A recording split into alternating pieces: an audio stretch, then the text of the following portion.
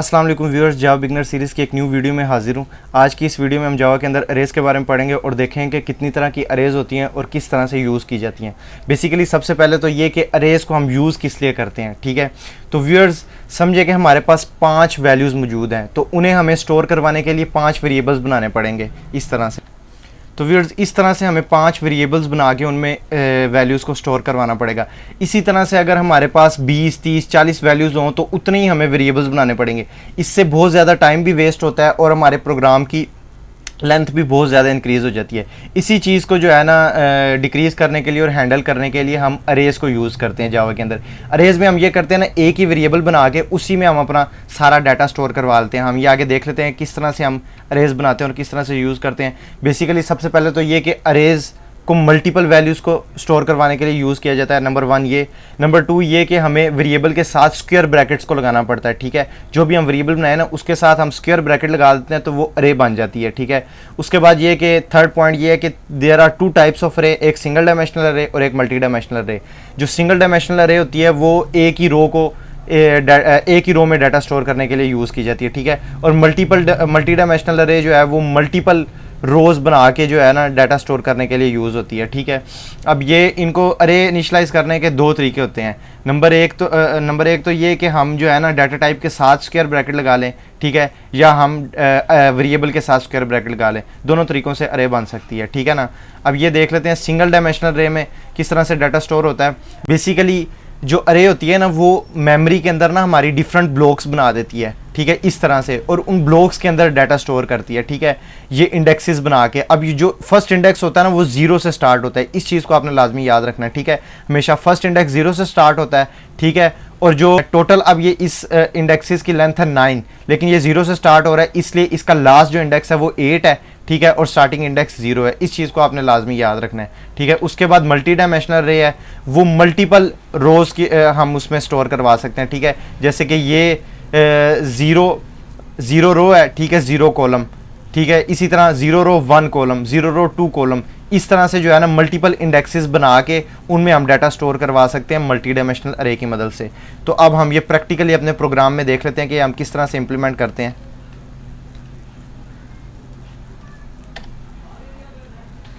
तो फिर यहाँ पे अब सिंगल डायमेंशनल अरे को हम सबसे पहले देख लेते हैं। सिंगल डायमेंशनल अरे बनाने के लिए सबसे पहले हम यहाँ पे एक डाटा टाइप लेते हैं इंटीजर, उसके बाद एक वेरिएबल का नाम रख देते हैं और आगे स्क्वायर ब्रैकेट्स, ठीक है। उसके बाद अब मैं प्रोग्राम के ज़रिए जो है इसे 5 वैल्यूज़ असाइन कर देता हूँ, ठीक है, 1 2 3 4 5, ठीक है। अब ये मैंने ना 5 वैल्यूज़ जो है ना एक अरे में स्टोर करवा दी हैं, ठीक है। इस तरह से ये हमारी वेरिएबल इनिशियलाइज हो गई है, ठीक है।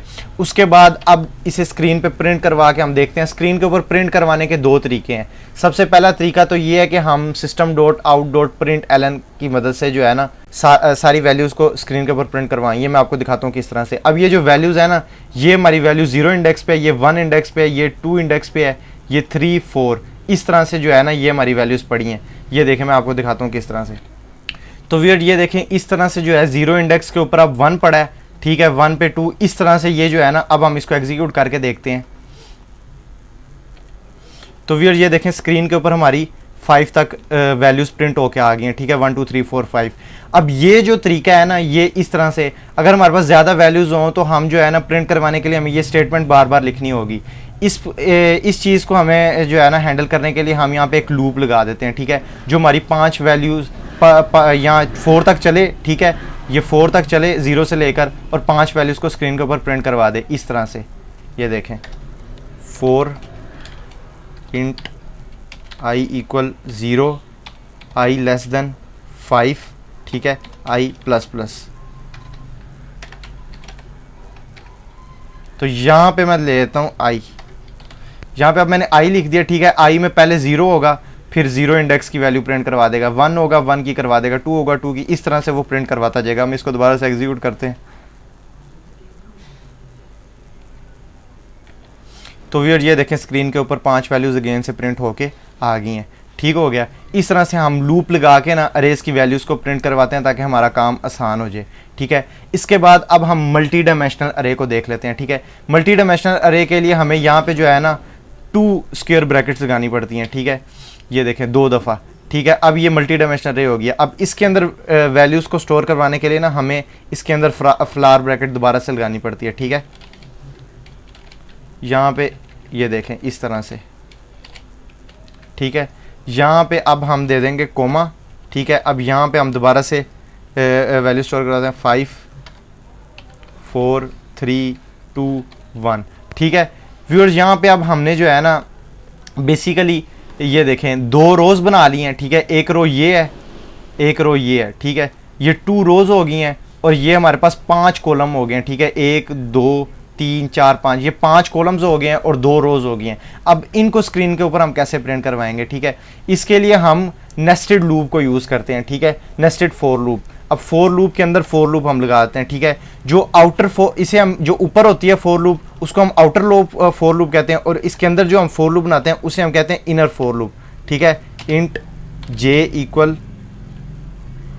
0, j less than 5, j plus plus, ठीक हो गया। अब ये जो ऊपर वाली लूप है ना इसे हम कहते हैं आउटर फॉर लूप, और नीचे वाली लूप को हम कहते हैं इनर फॉर लूप, ठीक है, जो इसके अंदर होती है, ठीक है। जो आउटर फॉर लूप होती है ना वो बेसिकली रोज को हैंडल करती है, ठीक है ना, और इनर फॉर लूप जो होती है वो कॉलम्स को हैंडल करती है, ठीक है। अब यहाँ पे अगर i की वैल्यू 0 है ना तो समझ लें ये 0 रो के ऊपर है, ठीक है। अब i की वैल्यू जब 1 हो जाएगी तो ये 1 रो पे चल जाएगा, ठीक है। ये आउटर लूप रोज को हैंडल करने के लिए होती है, ठीक है।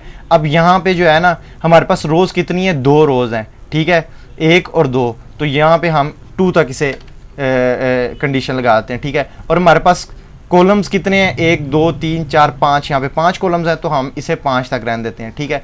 अब यहाँ पे हम लिख देते हैं